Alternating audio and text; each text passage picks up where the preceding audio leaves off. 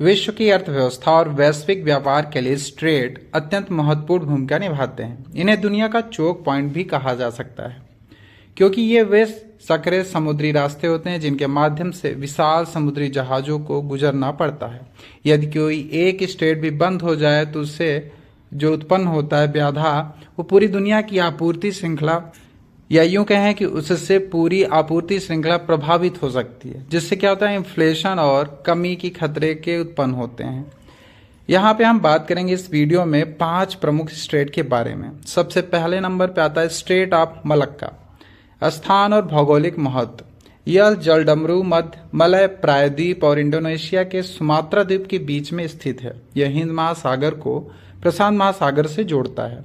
इसकी लंबाई लगभग 800 किलोमीटर है, हालांकि इसकी चौड़ाई अत्यंत संकरी है, विशेषकर सिंगापुर के दक्षिणी में, जहां यह केवल 2.8 किलोमीटर ही पतली है।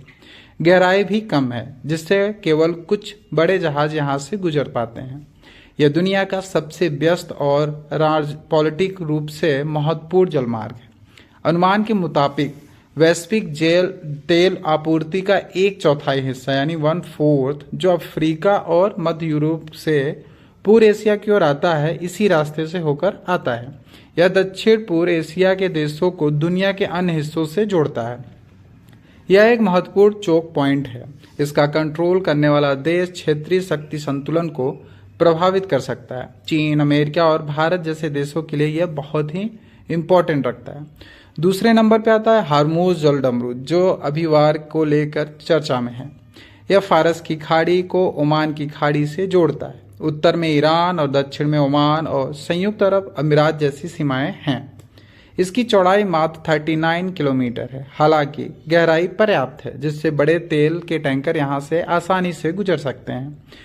इसे दुनिया का तेल चौक पॉइंट कहा जाता है। दुनिया की दैनिक तेल आपूर्ति का लगभग 5वां हिस्सा इसी रास्ते से गुजरता है।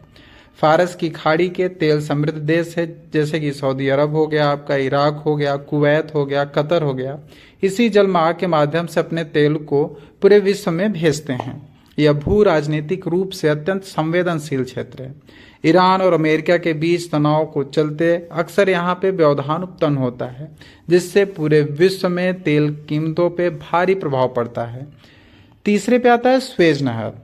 यह कृत्रिम नहर मिस्र में स्थित है। यह भूमध्य सागर को लाल सागर से जोड़ती है। यह लगभग 193 किलोमीटर लंबी है। इसकी चौड़ाई और गहराई को समय समय पर बढ़ाया और घटाया जाता है ताकि बड़े जहाज भी यहाँ से गुजर सके। यह एशिया और यूरोप के बीच सबसे छोटा समुद्री रास्ता है। यह अफ्रीका के चारों ओर से गुजरने वाले लंबे रास्तों को काफी कम समय कर देता है। वैश्विक व्यापार का लगभग 12% इसी नहर से गुजरता है। इसे यूरोप की जीवन रेखा भी कहा जाता है, क्योंकि अगर ये बंद हो जाएगा तो यूरोप में हम अपना कोई भी सामान बेच नहीं पाएंगे। इसी के रास्ते से जाता है। मिस्र के पास इस नहर पर कंट्रोल है। 1956 में मिस्र द्वारा इस नहर के राष्ट्रीयकरण के बाद स्वेज संकट उत्पन्न हो गया था।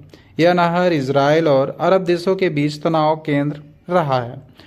चौथे पे आता है जिब्राल्टर जलडमरू, स्ट्रेट ऑफ जिब्राल्टर। यह अटलांटिक महासागर को भूमध्य महासागर से जोड़ता है। उत्तर में स्पेन है और दक्षिण में मोरक्को और जिब्राल्टर है, यानी ब्रिटिश विदेशी क्षेत्र की सीमाएं हैं। इसकी चौड़ाई मात्र 14 किलोमीटर है, हालांकि गहराई बहुत ज़्यादा है, लगभग 900 मीटर तक पहुंच जाती है। यह भूमध्य सागर और अटलांटिक महासागर के बीच एक प्रमुख व्यापारिक मार्ग है। यूरोप, उत्तरी अफ्रीका और मध्य यूरोप के देशों के लिए अत्यंत महत्वपूर्ण है। यह एक प्रमुख शिपिंग मार्ग है, जहां से भारी मात्रा में कच्चा माल और तैयार उत्पादन को यहां से गुजारा जाता है। जिब्राल्टर की राजनीतिक स्थान के कारण यह सदियों से शक्ति संघर्ष का केंद्र रहा है। स्पेन और ब्रिटेन के बीच जिब्राल्टर को लेकर संप्रभुता का विवाद भी बना रहता है। 5वां है पनामा नहर। यह कृत्रिम नहर पनामा में स्थित है। अटलांटिक महासागर को प्रशांत महासागर से जोड़ती है। यह लगभग 82 किलोमीटर लंबी है। नहर के निर्माण के बाद प्रशांत और अटलांटिक महासागरों के बीच जो यात्रा है उसकी दूरी काफ़ी कम हो गई है। यह दुनिया के सबसे व्यस्त शिपिंग मार्गों में से एक माना जाता है। यह उत्तरी अमेरिका, दक्षिणी अमेरिका और एशिया के बीच व्यापार को काफ़ी सुगम बनाता है, आसान बनाता है। वैश्विक व्यापार का लगभग 6% और इसका हिस्सा इसी नहर से गुजरता है, यानी जो वैश्विक व्यापार होता है उसका करीब 6% यहीं से गुजरता है माल। विशेषकर अगर देखा जाए तो कौन कौन से देश इंपॉर्टेंट, इसमें अमेरिका हो गया, एशिया के बीच व्यापार के लिए बहुत ही इंपॉर्टेंट रखता है। पनामा नहर को अमेरिकी कंट्रोल के प्रतीक के रूप में भी देखा जा रहा है। 1999 तक इस नहर पर अमेरिका का कंट्रोल था, लेकिन अब यह पूरी तरह से पनामा के कंट्रोल में है। यह नहर लैटिन अमेरिका के देशों के लिए बहुत ही महत्वपूर्ण है। ये 5 स्ट्रेट विश्व की अर्थव्यवस्था और वैश्विक व्यापार की जीवन रेखा की तरह काम करते हैं।